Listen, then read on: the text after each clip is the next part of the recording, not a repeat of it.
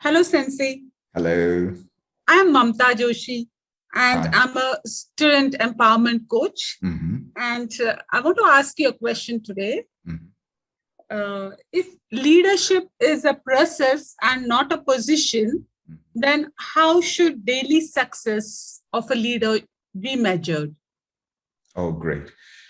You in fact defined leadership because what you mentioned is that leadership is a process. Absolutely correct. It's a process. When we look at the law of leadership or laws of leadership, one of the laws is called the law of process. And the second thing you mentioned that leadership is not a title. That's absolutely correct. Because if I say that I'm a manager, that is a title. If I say I'm a teacher, it's a title or a position. If I say I am the president of a country, it's a title that has been given to me. Whereas when it comes to leader, it's not a title at all. It's not at all a title. You can be a leader without a title. Let's say if you're looking at a hierarchy of an organization, you can be at the top.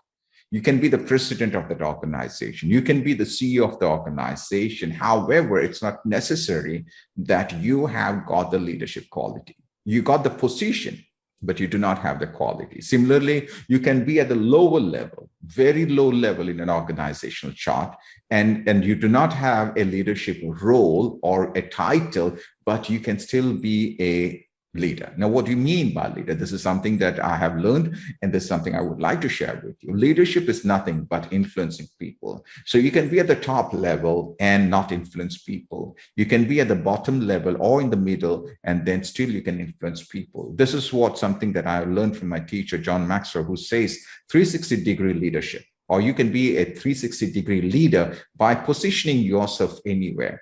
Now, if you have that quality of a leader, if I take you from where you are right now in an organization, and if I put you somewhere else, you will show the same quality. So you don't have to be in a position. If you are placed anywhere, either in an organization, outside the organization, whether it's a profitable organization, if it's an NGO, whether it is a family, it doesn't matter. If you have the quality of influencing people, and if you have the quality to connect with people, you become a leader, irrespective of whether you have the title or not.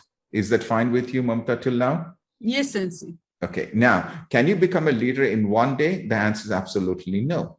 Can you become a teacher in one day? It's absolutely no. To become a teacher, you have to learn something. Can you become a doctor in a day? The answer is absolutely no. To become a doctor, you have to invest your time. Am I right? You have to go for your schooling up to 12th grade, and then you have to take a medicine as your main subject, and then you have to do your studies for maybe 4 to 5 years, and then you become a doctor. It's a process. Everything has got a process. There's no shortcut. The only shortcut that you can see is for lottery ticket. And those who win lottery ticket, they don't keep the money with them because they did not have a process.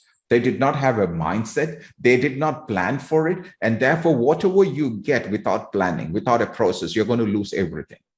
You're going to lose everything. For example, if you make me the leader of an organization, and if I'm not qualified for that, I may get the title as a leader, but I won't be able to stand there as a leader for quite a long time because I didn't go through the process. So today I have seen some of the leaders who are running their own family organizations as a coach. I see people. And what they do is when they bring their next generation, their kids into the business, what they do is they don't give them the straight higher level as a next level CEO. They bring them from the bottom level. They say that you go and learn what others are doing. So in fact, what is that happening? There's a process. They need to know what is happening in the lower level. So until otherwise, you do not give time for you to develop slow and steady, you will never become a leader. So that's number one. Process, important. Without process, there's no shortcut to become a leader. Leading is something, it happens day by day, not in a day. Let me tell you once again, it happens day by day, not in a day. So if you want to become a leader in one day, it's absolutely not possible. However, having said this, let me give you one scenario. This is called situation leadership.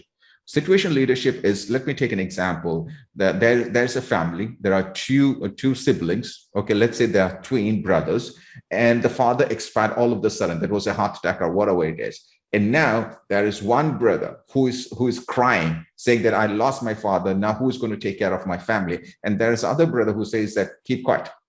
let's think about it, what to do next. That's a leadership quality. Did you get me, Mamta? Yes. That is One is called, exactly. One is looking at one is reacting. The person who is crying, saying that we lost our father, what to do? How can we take care of the family? He's reacting to the situation, whereas the other sibling, he's looking forward. He's a forward thinker and saying what to do next. He is not reacting to the situation, whereas he is responding to the situation. This is called situational leadership. He never thought of it.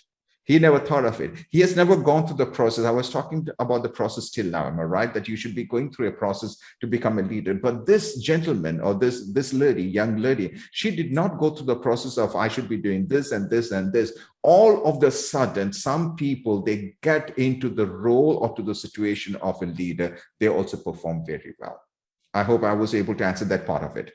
Yes. Okay. Now, how as a leader, now let's go to, that you're going through the process. How do you know, or how can you measure, because that was a question you asked me, how can you measure your leadership? Now, how do you measure profit? How do you know that your company is making profit? Because you have to go and look whether there's cash flow coming in. You have to look into your bank account. You have to look at your bank balance, and you can say that, okay, this year we had invested this amount, invested this much amount, and this is the return on investment. Therefore, we have increased to 20% of profit. Am I right? That's how you look at profit. Do you agree? Whereas yes, when it comes to leadership, the only tool that can help you measure your quality as a leader is to see how many people you have developed and grown in such a way that they can take responsibility and they're accountable and they take responsibility to run their own shows themselves without your interference.